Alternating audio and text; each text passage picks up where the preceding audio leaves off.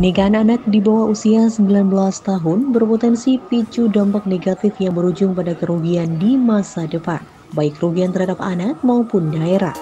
Menurut Kepala Kantor Perwakilan UNICEF Wilayah Jawa, kerugian itu meliputi dampak buruk reproduksi atau kesehatan, ekonomi, hingga pendidikan.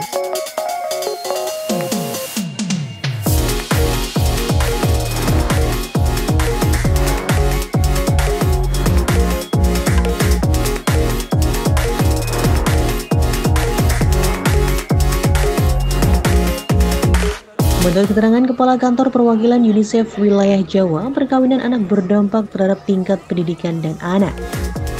Anak perempuan yang menikah di bawah 19 tahun berpeluang 4 kali lebih rendah bisa menyelesaikan pendidikan menengah atau setara. Selain itu, perkawinan anak juga menyebabkan kerugian ekonomi, setidaknya 1,7% dari produk domestik bruto di Indonesia. Kepala Kantor Perwakilan UNICEF Wilayah Jawa, Ari Rukmantara, juga mengatakan secara global dampak perkawinan anak juga akan menyebabkan bayi yang lahir dari ibu yang berusia di bawah 20 tahun berpeluang untuk meninggal sebelum usia 28 hari.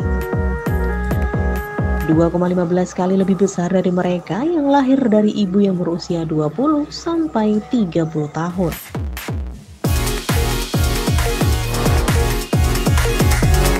Nomor satu, kerugian. Ya, hati-hati, rugi sekali kita memberikan kesempatan anak-anak kita menikah di usia anak-anak.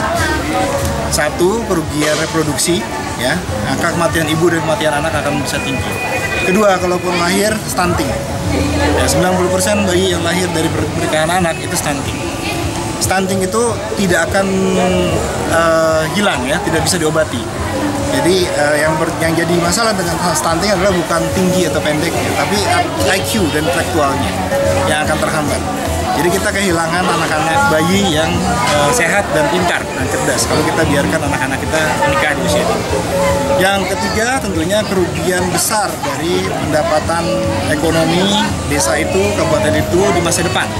Karena apa? Anak-anak ini seharusnya produktif kan, di usia 25, di usia 45, itu seharusnya mereka jadi CEO, membayar pajak terbesar di daerahnya masing-masing, membuka lapangan pekerjaan, bukan terjebak di dapur atau di domestik, perusahaan domestiknya. Dan ketika terjadi kekerasan, tadi saya sudah jelaskan penelitian terakhir dari UNICEF, untuk merehabilitasi seorang anak yang menjadi korban kekerasan itu butuh 4 juta sampai 60 juta per anak. Bayangkan kalau uang itu tidak perlu kita keluarkan untuk rehabilitasi kekerasan, tapi dijadikan tempat buat kreativitas anak-anak.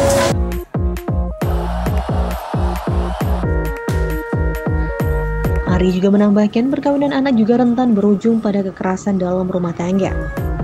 Berdasarkan data BPS atau Badan Pusat Statistik, di tahun 2018 3,5% kasus stunting di Indonesia terjadi pada anak berumur di bawah 3 tahun dengan usia ibu 14 sampai 15 tahun. Selanjutnya, sebesar 22,4% terjadi pada batita dengan usia ibu 16 sampai 17 tahun. Di sisi lain, ketika terjadi kekerasan terhadap anak, untuk rehabilitasi korban membutuhkan anggaran sekitar 40 sampai 60 juta per anak. Jika uang itu digunakan untuk menuntaskan tempat kreativitas anak, tentunya akan lebih besar manfaatnya.